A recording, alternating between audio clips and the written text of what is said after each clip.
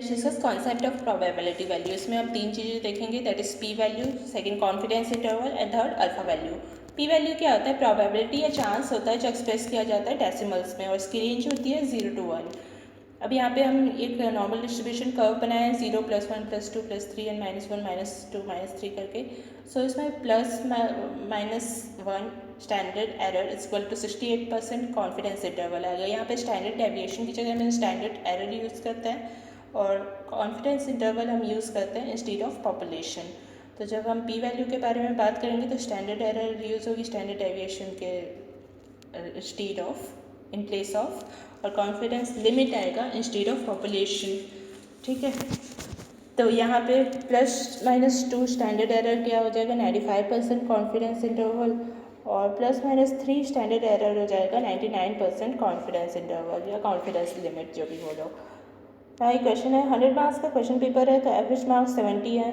उसका हम कर्व बनाते हैं तो क्या आएगा? यहाँ पे 70 सेंटर में आएगा, फिर 95 एंड 20 भी आ सकता है स्ट्रीम में। और यहाँ पे मैक्सिमम प्रोबेबिलिटी कितनी होगी? 95% जो पॉपुलेशन कर रहा है उसकी होगी, तो 95% कॉन्फिडेंस लिमिट के अंदर आएगी मैक्सिमम प्रोबेबिलिटी। सेंटर करेस्पॉन्ड करेगा मैक्सिमम प्रोबेबिलिटी को। सो पी वैल्यू जो 1 होगी ना, वो सेंटर पे होगी। और 0.05 जो पी वैल्यू होती है वो होती है +-2 स्टैंडर्ड एरर पे। सो अगर हम इसके आउटसाइड जाते हैं ना, तो ये प्रोबेबिलिटी वैल्यू कम होती जाती है सेंटर से जैसे ही हम आउटसाइड जाते हैं। सो मान लो एक 0.2 है जिसमें हमने रैंडमाइज किया group A and group B को। ग्रुप ए को हमने ड्रग ए दिया और ए डैश उसका वहाँ पे इफेक्ट फाइंड आउट हुआ, बेटाक्यूलिन मान ले दिया। सो बी ग्रुप को हमने ड्रग बी दिया और बी डैश फाइंड हुआ इफेक्ट। ये रैंडमाइज कंट्रोल ट्रायल बोलते हैं इसको, हम रैंडमाइज कर रहे हैं तो, है ना। तो ए डैश में फाइंड किया हमने इफेक्ट, तो हमने रिजेक्ट कर दिया नल हाइपोथेसिस को। और ए डैश में मान लो CRP है 50, तो हमने रेमडेसिविर दिया तो 42 हो गया CRP, तो ये इफेक्ट शो किया। और बी डैश में हमने CRP देखा तो 50 था, फिर जिंक वगैरह दिया, विटामिन C, तो ड्रॉप हो गया 46 पे। तो कौन सा इफेक्ट ज़्यादा होगा? क्या हम इसे को कैलकुलेट कर सकते हैं? प्रैक्टिकली ऐसा पॉसिबल नहीं होता है। तो जैसे हमने इफेक्ट देखा ना ए डैश बी डैश, तो इसको हम एक मशीन में डालते हैं जो कि पी वैल्यू देती है। मशीन मीन्स जो स्टैटिस्टिकल फॉर्मूले होते हैं, मैथमेटिकल फॉर्मूले, वो हम बोलते हैं। सो इसमें हम पी वैल्यू लेते हैं और ड्रॉ कर देते हैं फिर नॉर्मल डिस्ट्रीब्यूशन कर्व में। सो पी वैल्यू क्या है? 0.05 है +-2 स्टैंडर्ड एरर पे। तो अगर पी वैल्यू 0.02 होती है तो वो आउटसाइड रहेगी नॉर्मल जोन के, यानी कि जो भी डिफरेंस है दो ग्रुप्स में, वो डिफरेंस नॉर्मल जोन से पी वैल्यू में उतना ही है। तो इसका मतलब है कि वेरिएशन है यहाँ पे, इसलिए पी वैल्यू जो 0.02 वाली है ना, वो सिग्निफिकेंट होगी। सो अगर पी वैल्यू 0.08 होती तो इनसाइड नॉर्मल जोन आती, तो जो भी वेरिएशन है वो ऑब्जर्व होता, वो नॉर्मल रहता, इसलिए वो नॉन सिग्निफिकेंट पी वैल्यू होती। सो पी वैल्यू को हम कैसे देख सकते हैं? प्रोबेबिलिटी ऑफ एक्सेप्टिंग और रिजेक्टिंग नल हाइपोथेसिस, इस तरीके से देख सकते हैं। उसका मतलब वो होता है। और सिग्निफिकेंट कब होती है? जब पी वैल्यू <0.05 होती है और आउटसाइड नॉर्मल जोन होती है, इफेक्ट ऑब्जर्व होता है उस टाइम पे और नल हाइपोथेसिस रिजेक्ट करते हैं हम। और अगर नॉन सिग्निफिकेंट पी वैल्यू है तो वो पी वैल्यू <0.05 होगी, इनसाइड नॉर्मल जोन होगी, कोई इफेक्ट ऑब्जर्व नहीं होगा और नल हाइपोथेसिस एक्सेप्ट करेंगे हम। So based on normal zone या 95% confidence interval, P value significant या नॉन सिग्निफिकेंट होती है। तो एक क्वेश्चन है, अगर रिसर्चर 68% को नॉर्मल जोन की तरह लेता है इंस्टीड ऑफ 95%, तो पी वैल्यू में क्या चेंज आएगा? तो प्रीवियसली नॉन सिग्निफिकेंट वाली ना सिग्निफिकेंट बन जाएगी। मान लो एक पॉइंट यहाँ पे है ये, तो ये +1 स्टैंडर्ड एरर +2 स्टैंडर्ड एरर के बीच में है। तो पहले तो ये नॉर्मल जोन में था, लेकिन अब एबनॉर्मल जोन में आ गया है, तो इसलिए ये सिग्निफिकेंट हो गया है। तो अब नॉन सिग्निफिकेंट वाला सिग्निफिकेंट बन जाएगा, ये इसका करेक्ट आंसर होगा। So chances of finding effect यहाँ पे इंक्रीज हो जाएंगे क्योंकि सिग्निफिकेंट इंक्रीज हो गया है, तो हाइपोथेसिस को रिजेक्ट करने के चांसेस भी इंक्रीज हो जाएंगे, तो अल्फा एरर के भी चांसेस इंक्रीज हो जाएंगे। हाइपोथेसिस को रिजेक्ट करना मतलब क्या? अगर ट्रू हाइपोथेसिस है और हम इसको रिजेक्ट कर रहे हैं तो ट्रू रहता है, तो हम कौन सी एरर मानते हैं? अल्फा या टाइप 1 एरर, इसलिए इसके चांसेस इंक्रीज हो रहे हैं।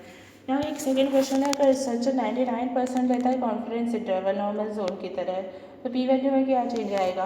प्रीवियसली सिग्निफिकेंट वाली नॉन सिग्निफिकेंट बन जाएगी अब, क्योंकि 99% है नॉर्मल जोन बढ़ गया है, तो जो पहले सिग्निफिकेंट हो रही थी आउटसाइड नॉर्मल जोन आ रही थी वो भी अब नॉन सिग्निफिकेंट हो गई है।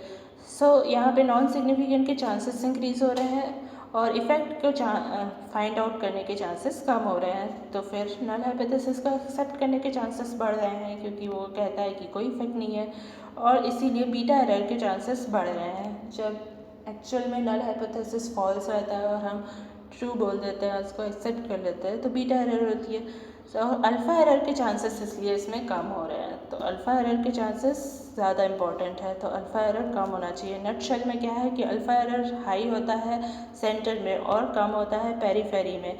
इसीलिए जो +-2 स्टैंडर्ड एरर को हम नॉर्मल जोन लेते हैं और ना कि +1 स्टैंडर्ड एरर को, +-1 स्टैंडर्ड एरर को। सो अल्फ़ा यहाँ पे डिक्रीज़ हो रहा है पेरीफेरी में और बीटा इंक्रीज़ हो रहा है। अल्फ़ा एरर होता क्या है, अल्फ़ा लेवल भी बोलते हैं इसको, अल्फ़ा वैल्यू भी बोलते हैं इसको। हम डिफाइन कर सकते हैं इफेक्ट फाइंड आउट करने की प्रोबेबिलिटी जस्ट बाय चांस, और जिसमें इन रियलिटी जो कोई इफेक्ट नहीं होता है, तो हमने इफेक्ट फिर भी फाइंड आउट कर लिया। करस्पॉन्डिंग होता है ये कॉन्फिडेंस इंटरवल के या पी वैल्यू के। ना एग्जाम्पल है इसका, एक रिसर्च कर रहे हैं हम कि कोई एक ऑब्जेक्ट है वो पेन है या नहीं है, तो उसमें पी वैल्यू मान लो 0.02 आई और अल्फ़ा 2% आया, तो सिग्निफिकेंट है ये, है ना। तो रिजेक्ट कर दिया हमने नल हाइपोथेसिस को, जो कि क्या कह रही है कि ये पेन नहीं है। पर अल्फ़ा एरर भी है यहाँ पे 2%, तो ये 2% चांसेस ये भी हैं कि हो सकता है वो वाकई में पेन ना हो।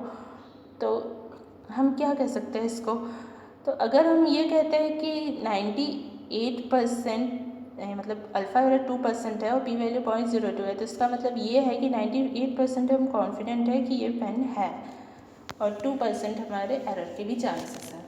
सो यही होता है कि पी वैल्यू के कॉन्फिडेंस लिमिट के जस्ट अपोजिट ना अल्फ़ा होता है। मतलब 100 अगर हम टोटल लेते हैं तो जितना कॉन्फिडेंस लिमिट हमारा होगा उससे जो बच जाएगा वो हमारा होगा एरर के चांसेस। तो यहाँ पे जो 68% कॉन्फिडेंस लिमिट है, यहाँ पे 32% एरर के भी चांसेस हैं, और जहाँ पे 95% कॉन्फिडेंस लिमिट है वहाँ पे 5% एरर के चांसेस हैं। वैसे ही जहाँ पे 97% कॉन्फिडेंस लिमिट है वहाँ पे 3% चांसेस हैं। ना फॉल्स पॉजिटिव एरर रेट क्या होता है, chance of finding disease in healthy person में डिसीज फाइंड करने का चांस। T1 एरर क्या होता है, रिजेक्ट करने का चांस ट्रू नल हाइपोथेसिस को, और अल्फा एरर क्या होता है, एक इफेक्ट फाइंड आउट करना जो रियलिटी में एग्जिस्ट ही नहीं करता है। सो ये सारी चीज़ें जो होती है ना वो सेम होती है। सो ये रहा कॉन्सेप्ट ऑफ पी वैल्यू।